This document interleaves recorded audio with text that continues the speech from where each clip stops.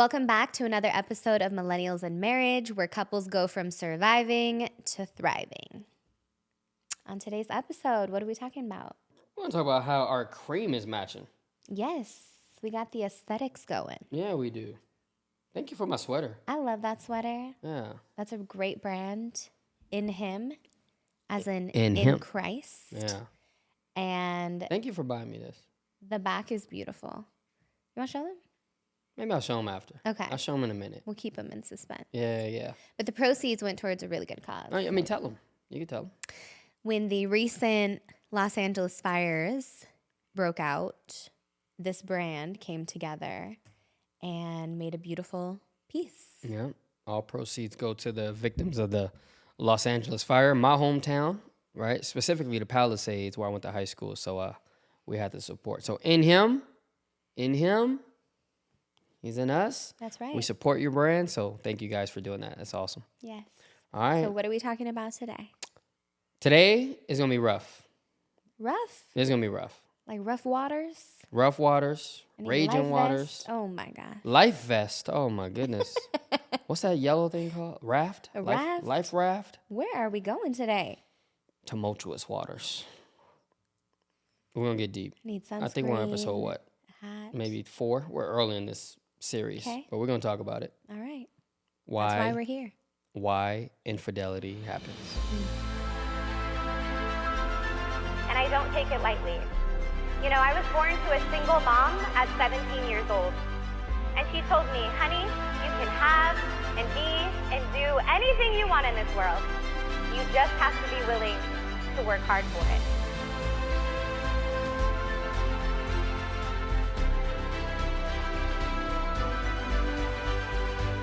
You got to know, you could always have more than you got now because you could always become more than you are. And this is Millennials in Marriage. Why does infidelity happen? You know what? A lot of people may be quick to think, oh, because of this. Wait. You want to go there? I mean, you said we were going to talk about the good, the bad, the ugly. But once we go there, it's out there. There's It's on no the taking internet. it back. It's on the internet once we go there. You sure? Yes. All right. I mean, of course. Let me tell you why. Oh, yeah. We have been through some deep places, places of healing, places of restoration. And if we can give a little glimmer of hope or a path to healing for other people, I'm okay being open Yeah. and authentic. It was meant for us to go through that to help other people. And look how much closer it's led us to the Lord. This is truly The closest I ever the been. best we've ever been in our marriage came after tumultuous times. By far. Like I look back, I'm like, it had to happen. Yeah. We couldn't continue the way things were going. No. Put it that way. No. And if nothing changes, nothing changes. Nothing. So here's- something had to change. That's true. So I'm not a guru. My wife's not a guru. But we've gotten some deep help.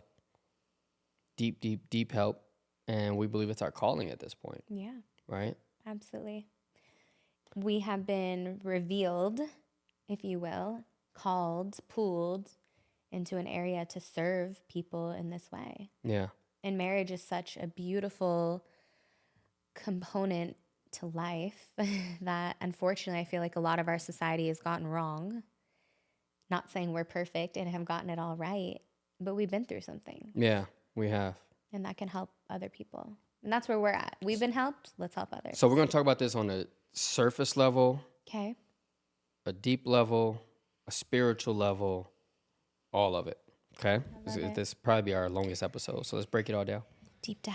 So as I was saying, I don't know. We're not gurus, but we've been on a great path. Here's what I will tell you. I don't know exactly why infidelity happens in every, and I'm going to speak to the men. I'm sure you're going to speak to the women. I don't know why infidelity happens when it happens to the men that it happens to, but I'm going to talk today about how and why it happened with me. Okay. Right? And I'm sure a lot of people can relate. Yeah. All right, so let's talk about it. Let's just get straight to it. Infidelity. What is infidelity? I cheated on my spouse. Yep. That's emotionally, that's physically, that's shady. Yeah. Definitely shady for sure. But it's so many different avenues of infidelity. I think a quick, just simple thing is if the action you're partaking in, your spouse were to see you do, Yeah. would they be okay with it Yeah. and accepting of it and happy with it? And if the answer is no, that's cheating. That's Yeah. infidelity. It's Yeah. not honorable to your spouse. You know, it's crazy how we went through it and we healed and all that. But as we're talking about it, it's so hard for me. And that's how you know it's a hard subject, to look at you right now. Really? Yeah. And I'm past the shame, but maybe I'm not. But that's all right. Let's talk about And it. let me share something, because I mean, I don't think healing's linear. Yeah. Like, oh, that happened then and we're here now and we should feel this way, right? Healing, grief, they have its ebbs and flows. Yep. I do want to share something that I just got back from a beautiful retreat with our pastor. And, you know, part of the retreat was reflecting on a lot of what we've been through in our marriage. And I realized that reflecting on this stuff and journaling about it, it didn't pain me the way it would have even a year ago. And our pastor literally said, if you can now address these things and they don't hurt like they used to, that's a sign of healing.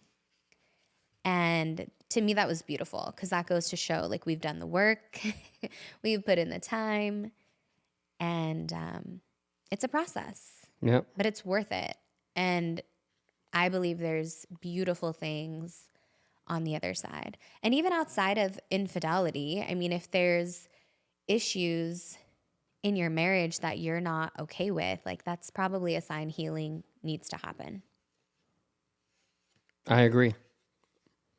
So can I just say, a lot of infidelity is probably not what most people think surface level at the beginning, which is, oh, she wasn't pretty enough, or oh, he wasn't fit enough, or oh, she wasn't putting out enough, or oh, he wasn't helping around the house enough. Like, I think, to me, it's so much more deeply rooted. Not to say that those things can't potentially contribute Yeah. to infidelity, but what we've learned is a lot of it is much deeper rooted. Yeah.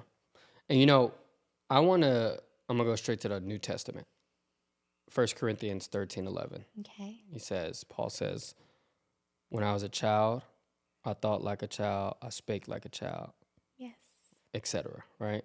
But when I became a man, I put away my childish things. That's right. Let me tell you why that's so deep for me. Because I didn't know what I was doing was not childish. You follow me? You can only model the behaviors and relationships that you've seen growing up. Like, I've seen my mom married, but with someone else. Right. I've seen my dad married, but with someone else. Right. Morally, did I know better? Duh. Of course I did. There's no running from that. I accepted it. However, let's go back to the childish ways part, though. I think we're going to make this episode a series. Okay. It just hit me right now. We'll probably do 3 episodes Okay. on why infidelity happens. Yeah. Deal? I love it. Let's do it. Let's do it. So we'll talk about 3 things I discovered. I mean, a couple things we discovered, but 3 things I want to touch on. I'm calling them the 3 A's, right? Okay. Attention, affection, and acceptance. Wow. And as a child, when you don't get those, you know that feeling as a kid, am I good enough? Or am I tall enough for me, for example? Right? You're tall enough for me. That's right, right? Am I sports? Am I fast enough? Am I strong enough? Can I make the team? You want to be accepted, right? And all of that. So what happens as a child in your childhood, there's a ranking system of 0 to 10. And when it comes to attention, I want us to rank ourselves. By the way, let me be specific. These 3 words are coming from, did I get this from my mom and my dad? Right. Not grandma. Oh, but my grandma raised me. I never met my mom and dad. This talking about biological. This is biblical, scientific facts, detail proven. Yeah. Biblically, scientifically. So let's talk about acceptance. Okay. Acceptance means, and by the way, before I go deep on it, you were just telling me some stuff. You're about to go there too on acceptance, on, you know, some different symptoms of it, or if you got it or if you're not. Yeah. You had mentioned acceptance in the sense of good or bad. What were you just saying? You were just saying it a Yeah. second ago. So we are wired at birth to be accepted Yeah, we are. by our biological parents Yeah, we are. and by God, Yeah, we are. despite any downfalls or weaknesses, by the way, right? We want to know that we're accepted, we're embraced, we're loved for who we are. So if we don't have a parent in our life, like my example, right, not having one biological parent, or just your parents didn't know how to show acceptance to you, that can show up in a lot of ways as an adult. Yeah. So one of them is called performance orientation. And I had this for decades. Well, if my biological, I'm working through it. Okay, I have it. I'll admit it. I have it. I'm picking on you. If my biological father ever came around, he's going to regret not being in my life. I'm going to be so amazing. By the way, let me interrupt you. That's LeBron James' exact response to that. And now, right. And look at him. So what does that create? I'm going to become the best. Overachieving, right. He's going to see me on TV for 22 years, and I was his son. Whether he likes it or not. Same thing. Performance-based, man. Yes. That's school. Just excelling, right? At anything I did, business. So that's performance orientation. And what that does, what I learned is you're almost putting on a mask. Are you doing this because it's authentic to you? Or are you doing this because you're looking to prove something? Yeah. Right? So it's not rooted in something good a lot of the times. Workaholic. Workaholic's a big being one. Addicted to, and that goes hand in hand with performance. Mm-hmm. Right? I've got to be busy. I've got to achieve. Let me take it to another level. Stop right there. Let me. It's just on my heart to talk about this deeply. Especially performance-based. You just become a performer. Hence what I just said about LeBron. He's the greatest. He never met his biological father. Yeah. And most of the men, which has been studied, who have infidelity in their marriage, is due to the lack of the relationship with their dad. Mm. Even if he's around or know him or whatever, it's the father relationship. Yeah. People think the mama's boy is a ladies' man, but they're only that because that strong man, that dad was not there in their life. Watch this. You know what, baby? I'm gonna go deep on this. Okay. You want to know how deep this really is? Jesus Christ. I'm about to go there. Mm-hmm. He literally said, "I'm the Alpha and the Omega. Before Abraham, I am." That's right. Before Moses, I was. Did you know this about Jesus, babe? I'm about to lay some game on you. Lay it on me. Jesus Christ did not perform a single miracle until he got acceptance approval from his dad. That's right. He was baptized by John the Baptist, and when he came out the water, you know how the story goes. What did it say? What flew out the sky? Right? Doves came down, a cloud came down, and a voice. Oh, dude, I'm about to tear up thinking about this. God said, this is literally John the Baptist dived Jesus underwater. He came back out.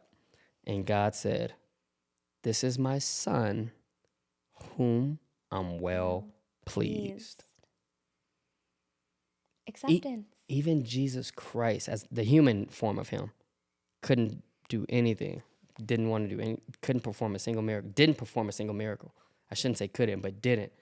Until he got the acceptance of his father. That's right. So this goes to show this is wired in us, right? So we talked about a moment ago. People think, oh, infidelity because they're not, their spouse isn't giving it up enough. It's like, no, there were unmet emotional needs as a child, and those are now showing up in other areas in their adult life. And watch this. I never thought about this till right now. Oh, dude. This is deep. Probably need chocolate for this episode. As I'm thinking about this is Jesus Christ, and I'm the furthest thing from Jesus when it comes to being pure. Needing accepted from his father. Did you know, in 15 years of playing football, my dad has never seen me touch a football. Yes, I know that. And to this day, he's never seen me score a touchdown. He never seen me carry the rock. He never seen me do anything. Right. I went to college, first one in my whole family to go to college and finish and become whatever they call successful, which I don't believe is the case, but all through football. And my father's never seen me touch a football. And that's probably, and I probably didn't notice it till right now. And it just goes, it takes me in so many directions, but here's the truth. I knew I wanted to get married, but I didn't realize I didn't want to be married. It's two different things. It's two different things. Two completely different things. It's like wanting to have a birthday party but not wanting to get older. Yeah. You wanted the wedding but not the marriage. I think I wanted the marriage, but not the restriction. If that makes sense. That's real truth. I didn't, and that's me, and that's subconsciously I'm saying. I'm not like consciously saying I don't want to be restricted. But looking back, I can see where I would kind of bark at you a little bit when just a little question. Oh, how long you'll be gone? I remember feeling a certain way about that, and I didn't know why I felt that. I really didn't know, but I'm glad I know now. That's for sure. But anyway, that almost took me in. That was, yeah, acceptance. Acceptance or the attention from your father. Yeah, that's another one. We'll go to attention.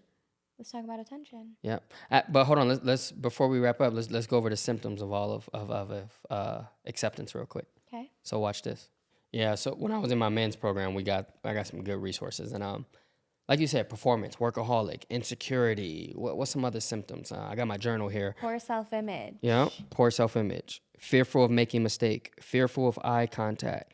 Fearful of being seen with imperfections. Literally, when women are doing their makeup, what is imperfections in the makeup world? Isn't that it's a thing? Yeah, imperfections, blemishes.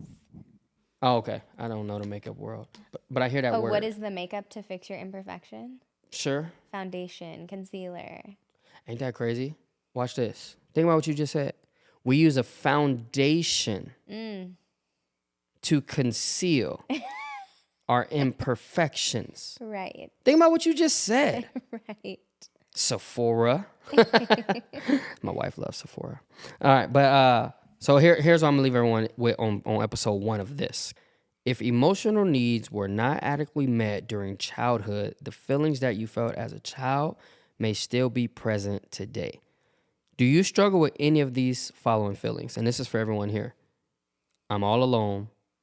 No one cares. You know what's scary? People feel like that in their marriage. Lonely and that no one cares. Hence the pornography addiction. Hence the bar. Let me go have a drink with the homies. Hence the, right? I'm all alone. No one cares. I'm not good enough. I'm overlooked. I'm a bother. I just don't want to bother you. Like, why'd you call me? Right? So I know what they mean when they're saying that, right? And another one is, I just got to try harder. And that was me. I think the try harder one out of all of those was me growing up. Like, my dad's going to make it to one of these games. That was, yeah. Right. So anyway. Yeah. And what ends up happening is when we have those unmet emotional needs, we fill them with other voids. So we start to fill those unmet emotional needs with voids, with vices, right? So it could be drugs, it could be alcohol, it could be pornography, it could be, XYZ, enter it. Usually we're filling it with things that aren't good. Yeah. And it's important to understand the root of it. And I believe the only thing that can fill that void, we're talking about acceptance, it's actually not our partner. Yeah. It's our Heavenly Father. That's right. It's literally God is the only thing that can come in and really, truly heal those parts of us. That's so true. And when we put the demands on our partner, it's so easy to get let down. Yeah. And at the same time, we also can't take the responsibility of our partner and these voids they have, right? Like, I'm going to fill this for them, or I'm going to be good enough in this area. And of course, we want to be our best for ourselves and for our partners and our marriage. But that can also create an issue as well. Yeah, that's so true. So here's what we're going to do. I want you to rank yourself. Rank mom and dad. We love them, but here's what you're going to do on this one. This is number 1. We got 10 of these. This one was acceptance. Mom and dad, on a scale of 1 to 10, rank them on your level of acceptance when you did something wrong. 0 is nothing at all. 10 is absolute the best. Yeah, that'd be great. Next, we're going to go to attention. So here's why I chose attention, because every Christmas or holiday or whatever, we see your family. You already know where I'm going. Oh, Lordy. They always want to tell me stories of how much of a rebel you were as a teenager. No. And then you go to the hood, to my family for holidays, and they just tell you how much of a square I was. Right? Total square bear. Let's both look at the camera. When you look at us, you would think I was the rough Who was one the growing rebel up. and who was the square? Right? I was definitely a square. I was a square. I was the rebel. This girl lacked attention from her parents. Oh, my goodness. And it showed up in her teenage years.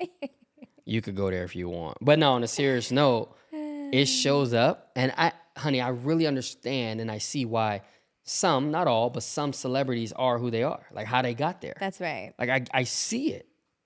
They're millionaires and billionaires. I'm like, oh man. It's like that old, they just missed a few hugs growing up. It's so true. Little Timmy, little Kanye, little Yeezy, huh? Just Oh missed a my few goodness. hugs, man. You want to go there? Yes. So we need our parents to give us attention. And attention is genuine interest in us, right? Getting into our world, getting onto our level. And people will go so far to get attention. People will even break rules for attention, break the law for attention. Are you telling on yourself? I'm not saying me, people. They'll do outlandish things for attention if they're not getting it.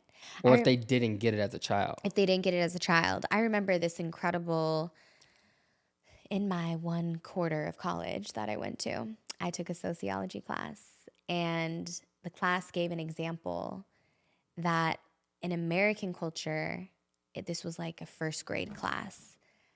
The little boy that acted out in this example, well, what did the teacher do? Called his name all day, right? And ran up on him. Yeah, I don't know what the name was. Kyle, all day long.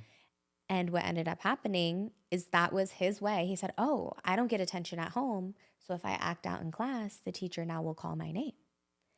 And then they fast forwarded to a study. It was in China, and the same 1st grade classroom, when that child acts out, the teacher and the whole class ignore that child. So they get back in line. And they're, we don't want to be ignored. We want to have attention. So naturally they would get more in alignment. And I just thought that was so fascinating, right? People will disturb, they will break rules for attention, which goes to show it really is this emotional need that we have. And that's so true, because if you think about it, the evidence that shows up in the adult of a child who didn't get attention is a couple of them. You ready for this? Yeah. Believe it or not, I don't know if you know this. Ready? Okay. Promiscuous. Boisterous. Yes, absolutely. Neediness. Poor self-image. And it's a couple more, but I think of certain careers and I'm like, oh, that's how she got there. And it's some beautiful women. Like they don't need to do that or dress like that. Or not dress at all for attention. What type of career? What type of career? Right? What type of, well, yeah, exactly, right? But the point is, I mean, you can see it at the Grammys, right? And I love the red carpet and the galas. Yes. I love the galas and the dresses. But actually, I'm gonna leave that right there, because Okay. I don't like name dropping, and because it ain't about them. But just being overly consumed with the appearance is a real thing. Yes. And that comes from what? Lack of attention. Lack of attention, right? So again, we got to rank ourselves, right, on our parents. We got to rank our mom and dad biologically. Rank it. It's going to hurt. 0 through 10. How much attention did I get from mom and dad? Actually, especially when I messed up. Right. Did our parents spend quality time with us? Quality time. Did they show interests in our interests? Did they get into our world? These are all questions we can ask to determine how much attention we got as a child. Yeah, it is. There it is. And just so this episode don't go forever, we're going to end this one with one more. Okay, let's do one more. Because this is a good one. It goes hand in hand. So I love this stuff. What was the first one? Acceptance. Acceptance. What was the second one? Attention. Third one.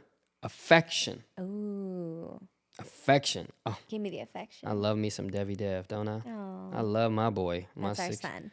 Our son, our boy will get 8 to 12 kisses from dad every day, He's maybe so every affectionate. hour, all day long. And he's an affectionate He boy. is an affectionate boy. Yes. Now, that's not a boy that missed any hugs, Correct. but he's only 6. Yeah. So we got to keep going. That's Let's right. talk about affection. Affection. Yeah. We are born with the physical need to have closeness, to have physical touch. Think about it. When a baby is born and say that that. baby is caught, Skin to skin. you don't let it fall on the floor. No. You don't wrap it in a blanket and tuck it in the corner. No. What do you do with the baby? You Skin to hold skin. it, you feel it, skin to skin, both the mom and dad. Oh, that is so important. We are hardwired for affection, not just as a child. We are hardwired for affection our whole entire life. Yeah. Like, think, even adults, what do we love? A cozy blanket, a cozy bed. You know, I have so many friends, they go to meet someone new and shake hands. They go, no, I'm a hugger. Literally. People say that I'm all a the time. hugger. I'm a hugger. Especially where we live. You We love it. know? Especially at church. Yeah. Everybody's a hugger at church. You know, my family, all of Yeah. us kiss on the cheek. Like, we're naturally, as human beings, hardwired for that affection, that physical touch. It's that closeness. Yeah. That's so true. Mm-hmm. Even in my culture, like, okay, let's talk about, I'm from South Central LA. Yes. And you got to be rough and And tough tough. as a black or brown man Yep. to be able to defend yourself and or not come off as soft so you don't get punked or whatever, right? Mm-hmm. But you see me with my brothers, like cousins, family, uncles. How much affection do we show each other? All love. What's up, bro? That brotherly love. That alone shows you that's the core of humanity. 100%. We put on the stone face as a defense mechanism, like don't approach me wrong, Right. but dude, affection's everything. I mean, 2 kids could be at a park, meet each other that day, play. What are they doing when they're hugging and kissing when Yeah. they leave? And don't know each other's names. Or they're holding hands, playing together. and don't care to say, what's your name? right. They'll have the best 30 minutes Yeah. at a park with a stranger, never see that kid again, and that was the most affection they give him. Yeah, It's a beautiful thing. it really is. And when you don't get affection, it leads to a lot of crazy things. Mm. Because as an adult, I'm going to read off some evidence, okay? Okay. It says, the evidence that the need for affection was not adequately met may be any or all of the followings. Okay. Ready? Aloof and distant. Difficulty having close relationships. How many times you hear people say, I just don't like people? Mm. I feel sorry for those people Yeah. because that's not them talking. You know, it makes me sad. I think of my grandmother who was adopted as a baby, Mm-hmm. and she was both of those things, aloof and never had close relationship. Yeah. Very Literally recluse. passed away alone. She did. Yeah. Wow. That's Yeah. deep. There's another one. What you just said, right? Neediness. Always needing touch. I think that's me. You're like that. Babe, think we just hug both me. are. We both are. I'm all putting it on you. The other day you came in, you were talking. I'm like, if you're gonna talk to me, can you like hug me while you talk? Yeah, like don't just look at me. Come like, here. Girl, you better hold my hand. Right here, now, in bed, on the couch. Talk. Right? Let's talk about another one. Cold and unable to feel the pain of others. No empathy. No empathy. Oof. Go there.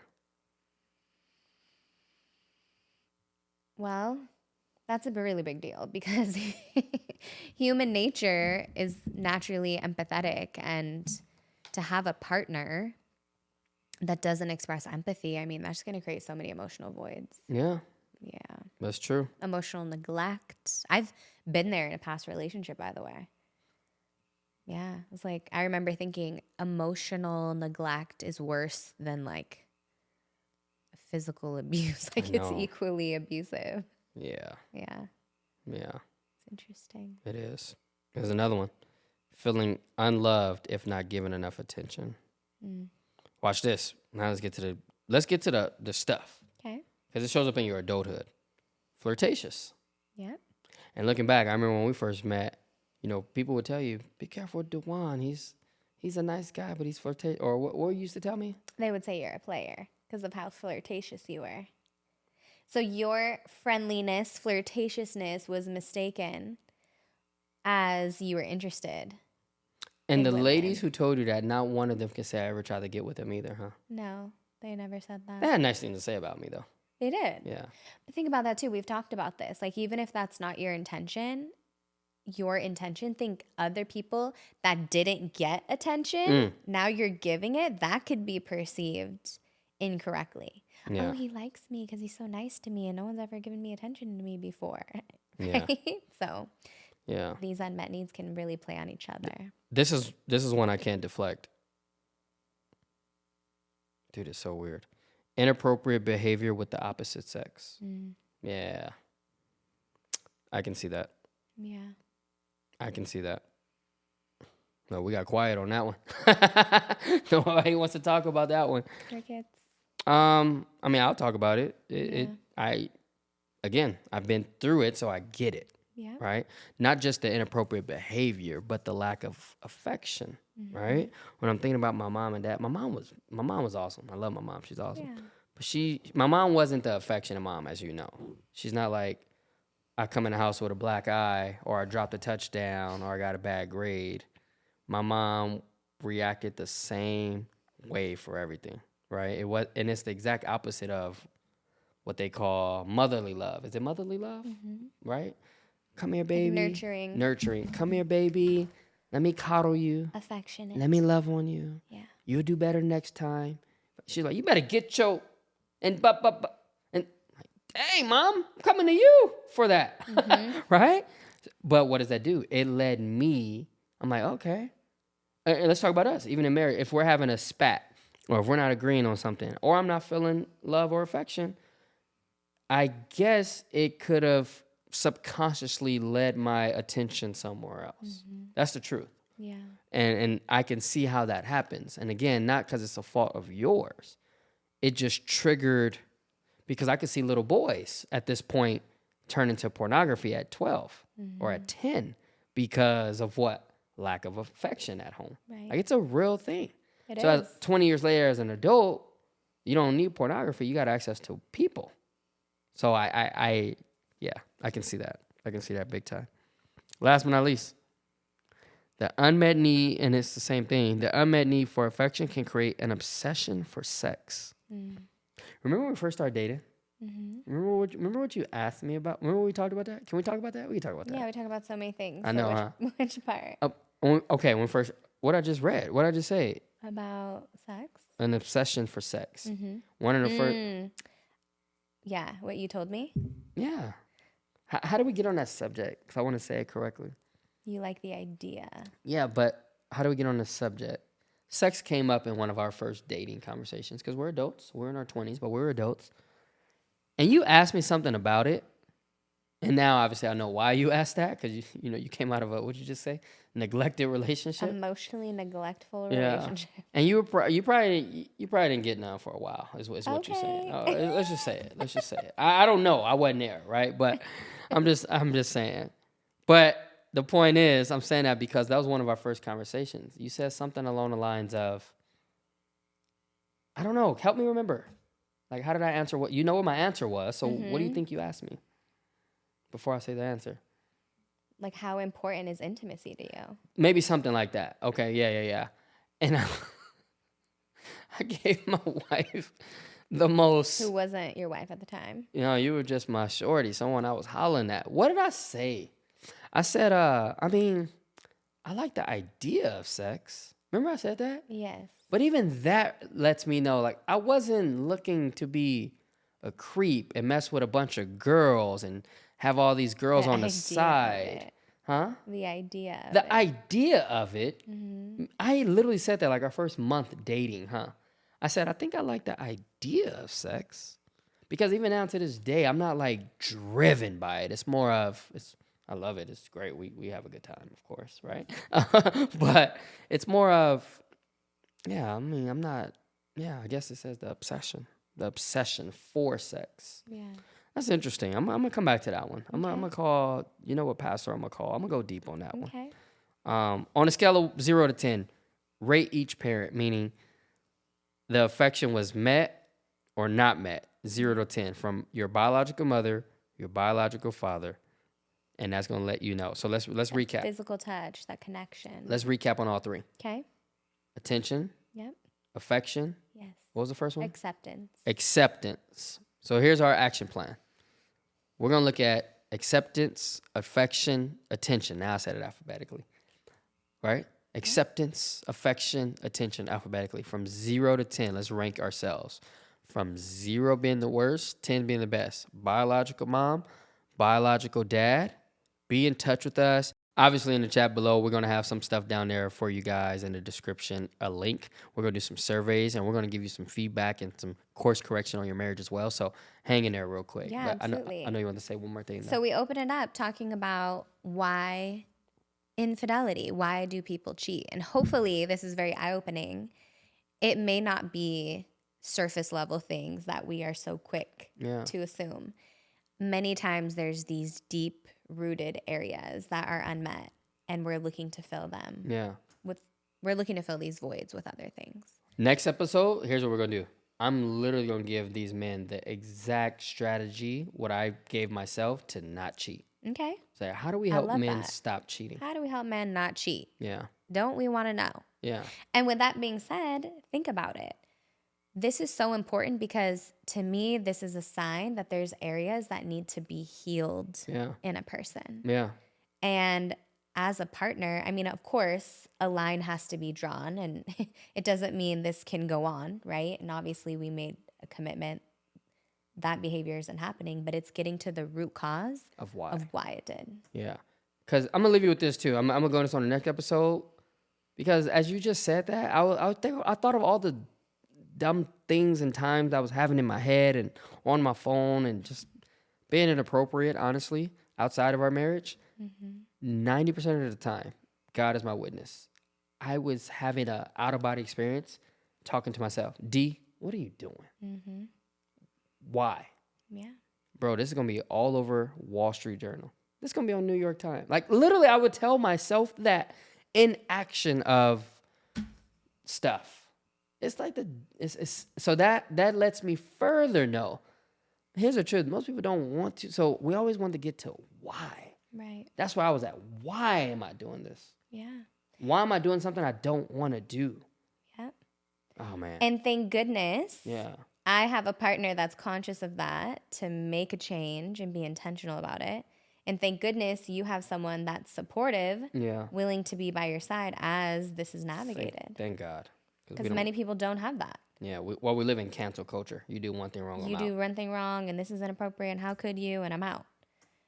I appreciate having wisdom from great guidance. Yeah.